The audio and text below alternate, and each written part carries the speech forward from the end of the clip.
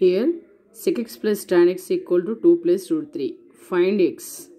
అయితే ఇక్కడ ఆప్షన్స్ వచ్చేసి మనకు 31/2 minus root 3 ఇలా ఆప్షన్స్ ఉన్నాయి కదా. సో ఇది 2 types చేయొచ్చు. ఒకటి లెంతీ మెథడ్ అవుతుంది. లెంతీ మెథడ్ అంటే sec x plus tan x equal to 2 plus root 3 అయితే మన sec x minus tan x ఏమవుతుంది, sec x minus tan x equal to దీని రెసిప్రోకల్ అవుతుంది అవునా, 1/2 plus root 3. కానీ ఇలా ఈ మెథడ్ చేస్తే మనకు చాలా టైం వేస్ట్ అవుతుంది. ఎందుకంటే ఇది చూడండి వితిన్ సెకండ్స్లో వచ్చేస్తుంది. అయితే కొన్నిసార్లు ఐడియా రాక ఎక్కువ లెంతీ మెథడ్ చేసే ప్రమాదం కూడా ఉంది.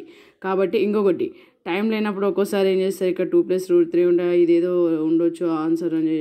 కాబట్టి యాక్చువల్గా అబ్జర్వ్ చేస్తే ఇక్కడ ఎగ్జాక్ట్లీ వితిన్ 5 secondsలో మనం ఆన్సర్ పెట్టవచ్చు. చూడండి 2 plus root 3 ఇక్కడ ఏం లేదు, direct sec 60 value tan 60 value ఇచ్చిండు.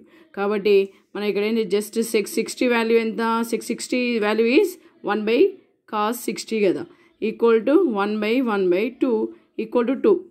డైరెక్ట్ ఐడియా ఉన్నా ఓకే నో ప్రాబ్లం. తర్వాత next tan 60 value, tan 60 equal to root 3.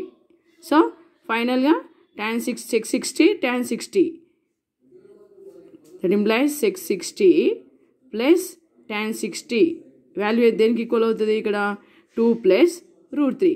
అంటే 2 plus root 3 మనకు దేనికి వచ్చింది, 60 degree తీసుకున్నప్పుడు వచ్చింది. So that's why answer is 60. కాబట్టి లెంతీ మెథడ్ చేయడం కంటే ఇక్కడ ఆప్షన్ నుంచి వెళ్ళడం కరెక్ట్ అని నా ఒపీనియన్. Thank you.